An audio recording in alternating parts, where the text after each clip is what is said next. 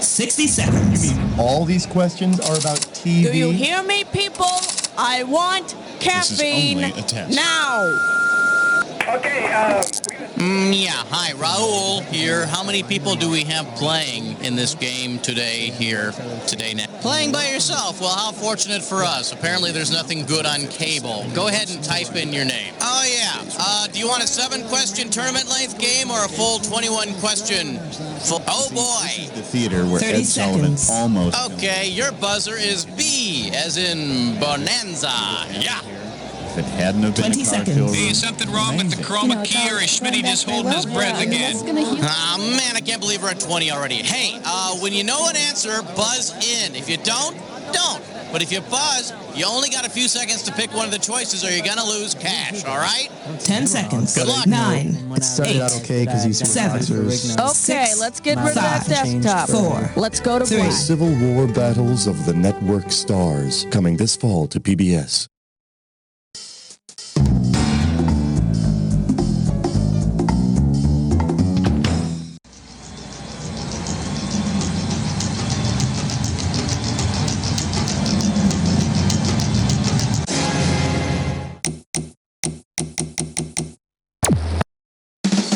It's time for the show where high culture and pop culture collide. Yeah, welcome to You Don't Know Jack TV, my friend. Just me and you tonight? How nice for us. What do you say you squeeze in nice and close? We'll take the phone off the hook. Maybe I'll even rub your feet later. This is it. Just you. I hope you appreciate this. All right, let's go. All right, pick a category. And now climbing up the charts all the way to number 1. Coming at you. If music be the food of love, play me. How does $2,000 sound? All right, give me your best shot. If you gathered a group of TV characters together to play Bach's Suite Number 2 in D minor for cello, who would not be included? Riker from Star Trek The Next Generation, Helen Chappell from Wings, Julie Miller from Fame, or Buddy from The Dick Van Dyke Show? Riker plays the trombone, so he'd probably feel out of place playing with a trio of cellists. Captain's log, stardate. Oh, for goodness sakes, Riker! Give me a category.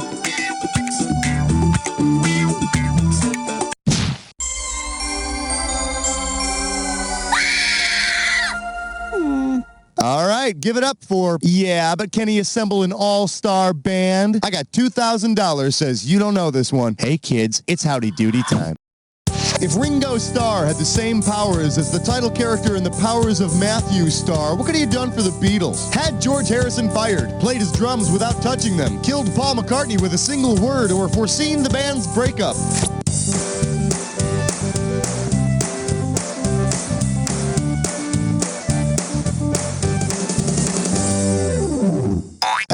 Does this ring a bell? Amongst other things, Matthew Starr was telekinetic, so Ringo Starr would be able to play his drums without even touching them. Although some people say that Ringo's playing style already sounds as though he's never touched a drum kit. Time to pick a category. We're losing him down On my count. 1, 2, 3. Never mind. Well, what do we have here? I got something for you. You give me a right answer, I'll give you $3,000. Hey, do you remember that 1977 made-for-TV movie Something for Joey? What is that something for Joey? A puppy, his first kiss, the Heisman Trophy, or a drum set?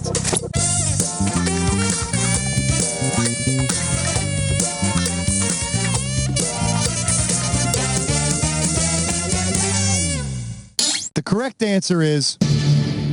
Something for Joey is about Penn State running back John Capoletti, who gives his Heisman Trophy to his sick little brother. Yeah, I remember watching that with my older brother when I was little. He turned to me and he said, "You know what, Schmitty? If I ever get rich and famous, I'm not giving you a damn thing."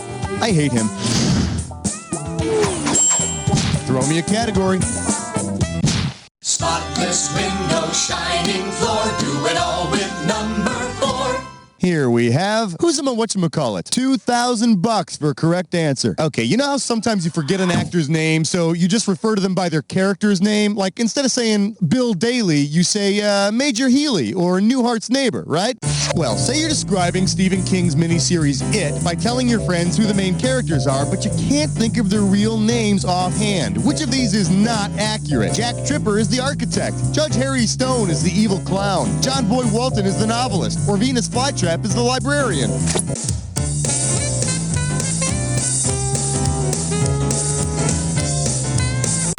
Go for it. The evil clown Pennywise was played by Tim Curry, not Harry Anderson. But here's the good news. As a bold new experiment, Judge Harry Stone does play the comedian. Category, please.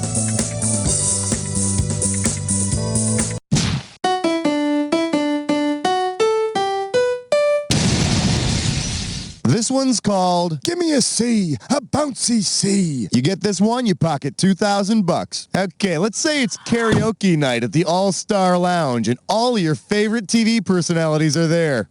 If only stars who sang the theme songs to one of their own shows are allowed to karaoke, which of these stars could not take the mic? Chuck Norris, Lee Majors, Bruce Willis, or Nell Carter?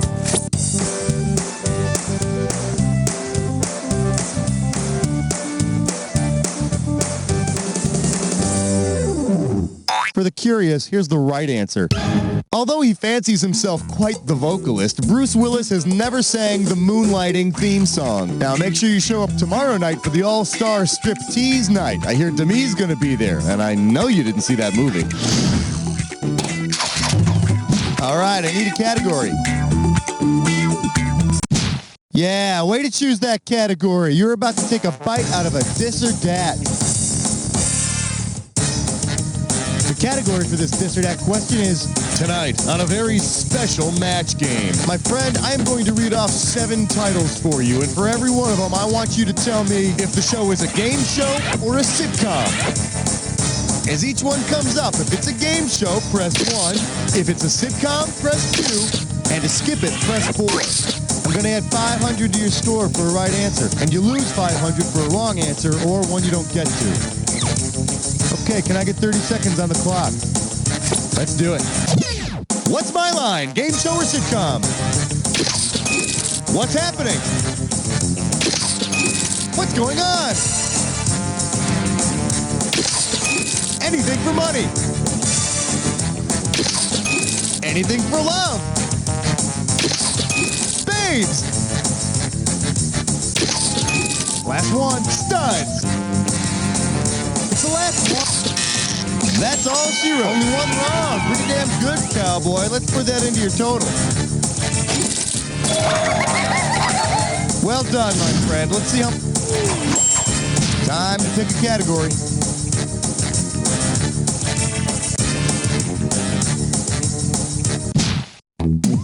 Question 7 is dedicated to the men and women of trivia.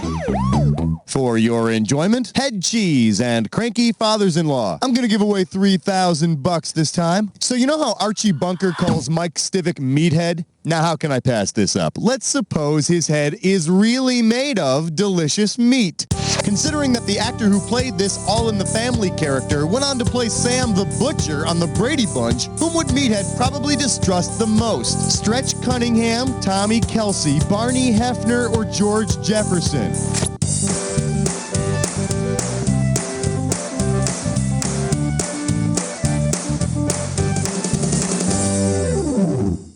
Here's the one you didn't pick. Barney Hefner was played by Alan Melvin, who also played Sam the Butcher on the Brady Bunch. It was a very cutting-edge show. Unfortunately, it had a real lack of cutting edges. All right, pick a category.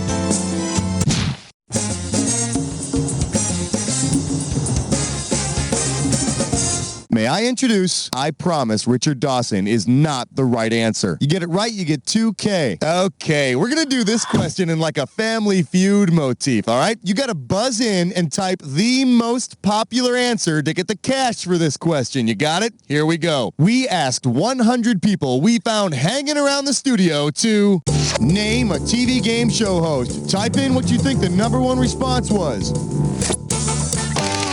Come on, start.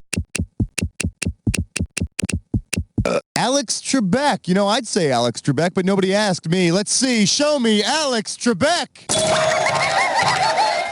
28 people said Alex Trebek, which makes a lot of sense. Most of the losers who hang around this studio spend their lunch hours watching High Rollers. You know, at least you can get a good craps game in. Give me a category.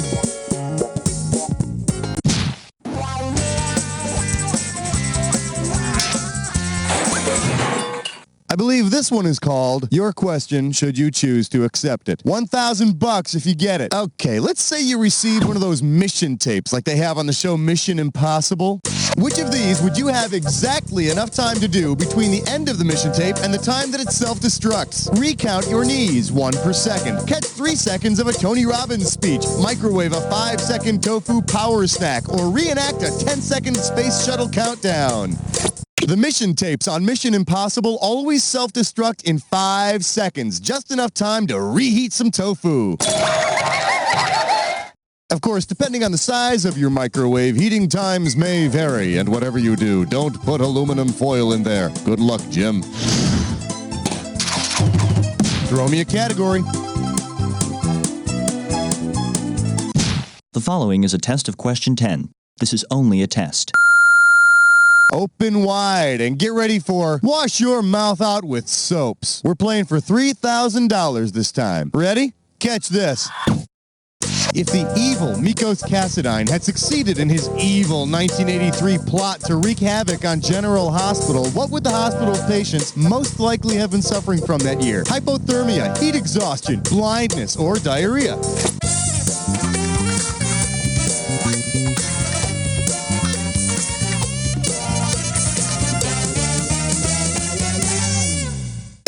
What do you say we check out the right answer?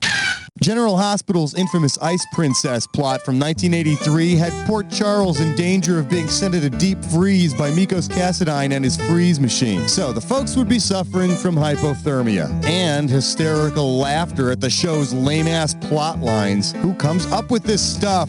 That'll do it for round 1. What do you say we move on to round 2? Don't forget, everything in round 2 is worth double, so heads up. All right, I need a category.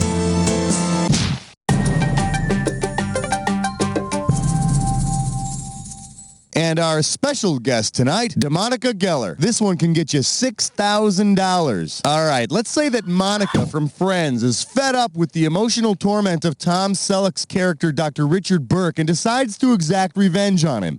If Courtney Cox's character on Friends had the same powers as her character on Misfits of Science, what might she do to Richard? Psychically command dogs to attack him. Psychically cause an anvil to crush his head. Psychically cause his mustache to explode. Or psychically cause his blood to freeze.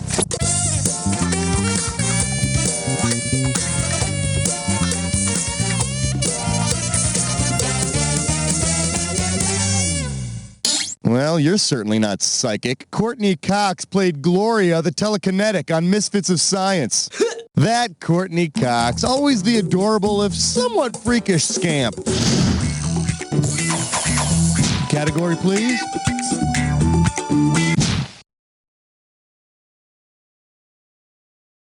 We're calling this one Across the Tracks from the Bradys. You get it right, I'm putting you up $2,000. Now, unless, of course, you've been living under a rock, you know the theme song to the Brady Bunch. But imagine if the tune went something like this. Here's the story of a man named Blank who was friends with a junk dealer named Fred. What could you call this sitcom? The Beatty Bunch, the Grady Bunch, the Hades Bunch, or the Shady Bunch?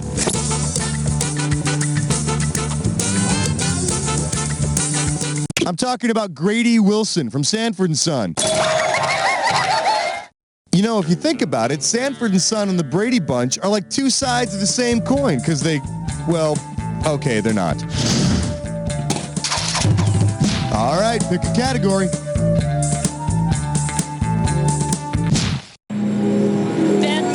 13. Today's specialties include must-see TV, the early years. I'll give you 4,000 clams for this bad boy. All right, I want you to think back now. Think way, way back to the mid-1980s and see if you can fill in the missing blanks. The Cosby Show, blank, blank, blank, Hill Street Blues. Which of these fills in the blanks? Benson, Barney Miller, Soap, The Facts of Life 227, Golden Girls, Family Ties, Cheers, Night Court, or Fame, Cheers, Taxi.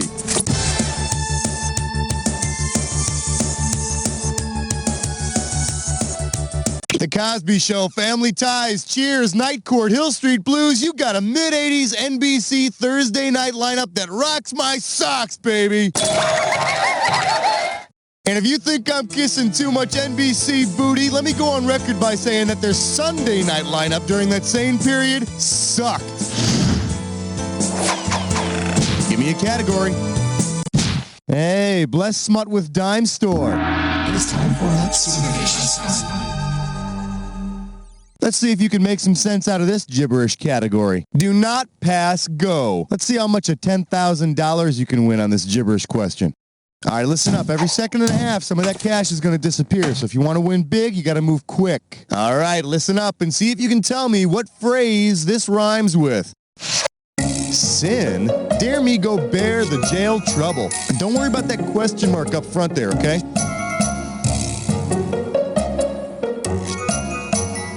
First clue. It says this on screen before a show.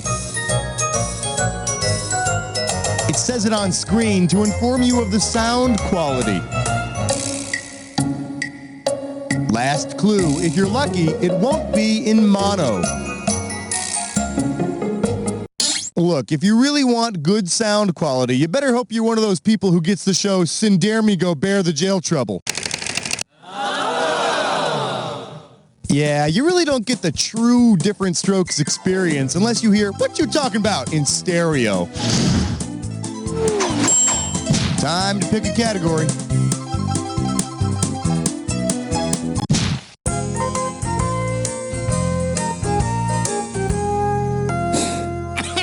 Let's take a look at, but where else is St. Elsewhere? 4,000 big ones for a right answer here. One question coming right up. Considering the show's final episode, from what might you expect all the patients in St. Elsewhere to suffer? Malaria, dehydration, frostbite, or hepatitis?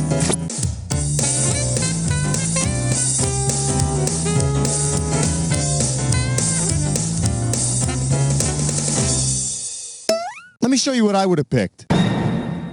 In the very last episode, St. Elsewhere turns out to be nothing more than a little toy hospital in a child's snow globe. And every time the child shakes the globe, all the hospital gowns fly open. Category, please.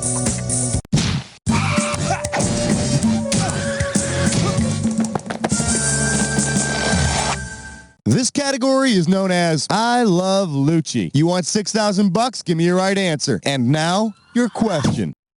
Imagine that daytime TV star Susan Lucci finally wins an Emmy, but instead of the statue, they give her the item that inspired its name. What would she receive? A cigarette lighter, a camera tube, a TV antenna, or a little girl?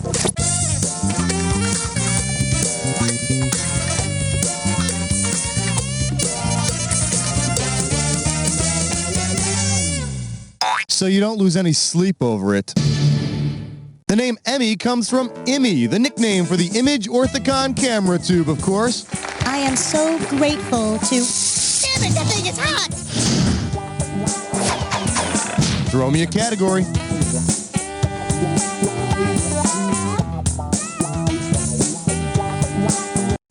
Thank you. Good night, everybody. God bless. You're beautiful. Shake hands with the cost of advertising. $4K coming your way for a right answer. So you know why you never see commercials for detective agencies? Because they're not allowed to show dicks on TV. Given the name of David Maddie's detective agency on Moonlighting, what would you most likely see David Addison doing in an advertisement? Painting his bare hind end blue, setting Maddie's hair on fire, wearing a straitjacket like a diaper, or sticking an illuminated flashlight up his butt.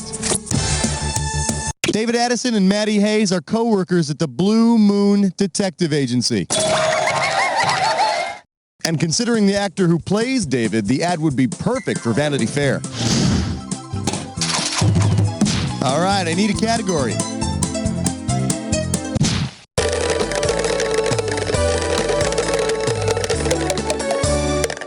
Let's see what we got going. Making a break for it. Heads up, this one's going to be $6,000. Hey, have you ever heard of the musical Kiss Me, Kate? Well, maybe you should quit playing computer games and get some culture. All right, anyway. Suppose a sequel to Kiss Me, Kate were made about Kate Columbo, wife of Columbo and star of her own spin-off series. Based on the title of her show, what's the best title for the play? Kiss My Housewife Detective Ass. I'd kiss you once in a blue moon. I'd kiss you, but I love a mystery. Or No Kisses Till You Drop the And Wife crap.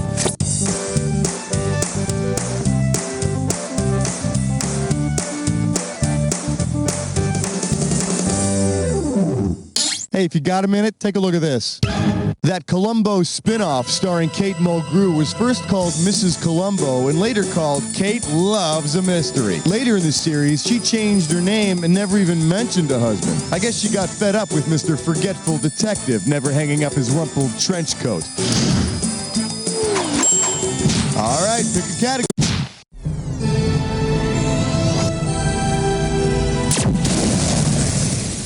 The category is With Friends Like These. If you know this one, you're getting $4,000. Heads up, here it comes.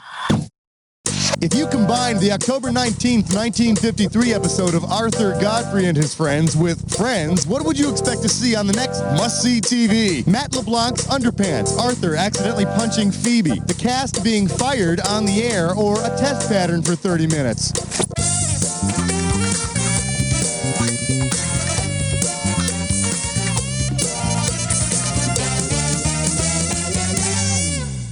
Here's the one the winners pick. On October 19, 1953, Arthur Godfrey fired Julius LaRosa live on the air. Yeah, rumor has it he was asking for $100,000 an episode. Give me a category.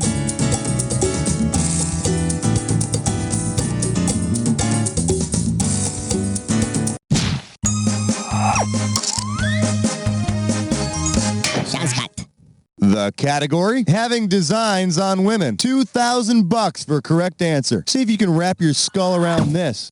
Say you're introduced to one of the sisters from Designing Women. If you want to use her family name in a pickup line, what could you say to her? You're my only sunshine, baby. The sap is rising in my tree. I think my lemon needs some twisting. Or you can bake my sugar anytime.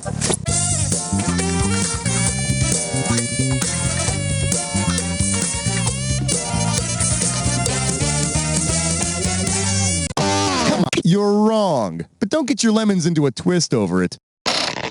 Why didn't you pick this one?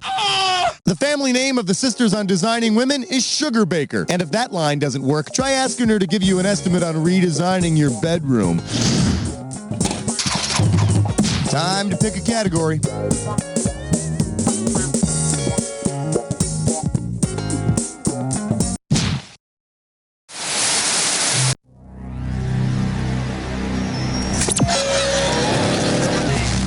You've almost made it to the credits, but first, the attack. When you see two words that match, hit your buzzer. If you're right, you get $2,000. If you're wrong, you're losing $2,000. Oh, and one more thing to remember. Remember the clue. The two words that match have to fit this clue. Can I ask a personal question? Not that there's anything I'd like to know about you. Just thought I'd ask. See ya.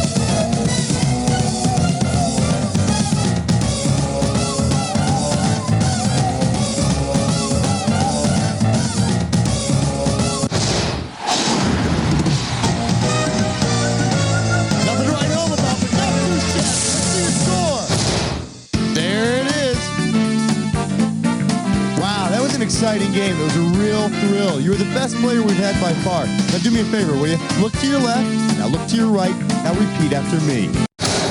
That's a wrap, folks. Give yourselves a little pat on the back. And Raul, are we doing another one of these? Thanks for breaking in that high scoreboard for us, player. I knew you could rise above the competition. If you want to play another game, let me know. Flapping in the wind. He had willed himself not to be dunked. The Civil War Battles of the Network Stars. A Ken Burns film coming this fall to PBS.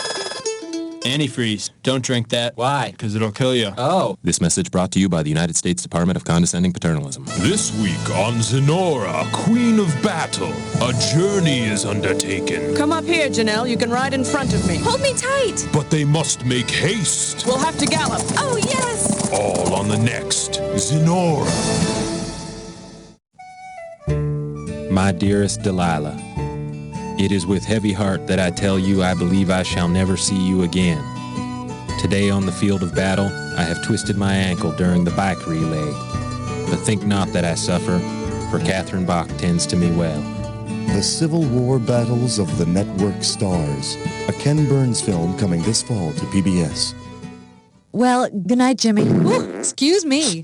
Oh, God! I'm a vegetarian, and my chronic gas used to really stink up my love life. Then I caught wind of Flatulence, the new scented suppositories that add fragrance to my flatulence. Well, Rudy, I had a great time. Good night. Hey, is that your shampoo? I love your scent. No, you love my Flatulence. Break wind without breaking the mood with new Flatulence. Available in peach, butterscotch, poopery, sea breeze, and freshly sharpened pencil. Thursdays on the Magic Eye channel are 3D-rific. At 8, catch dolphins jumping out of the ocean. I can't make it out. Just clear your mind, try not to think about it. Then, at 8:30, it's dinosaurs in a forest. That's so cool. It's like they're jumping out at me. What, those little red squiggles? I can't see a damn thing. At 9, it's unicorns jumping over the stars, followed by cute tree frogs at 9:30. Try putting your nose up against the screen and then scoot back slowly. Maybe cross your eyes a little bit. I think I see something.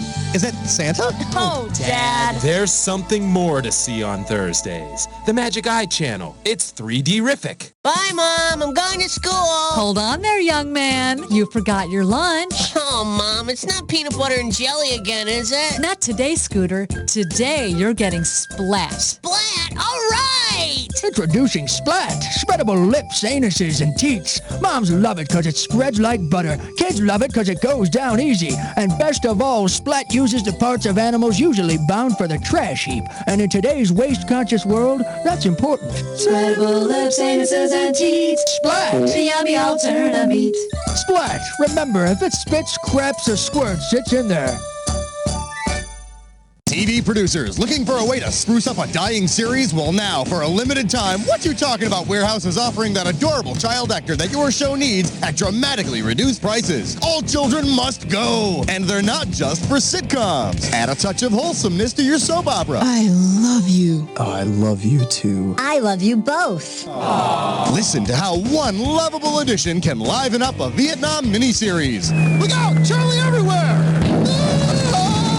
Hey, why is everyone here called Charlie?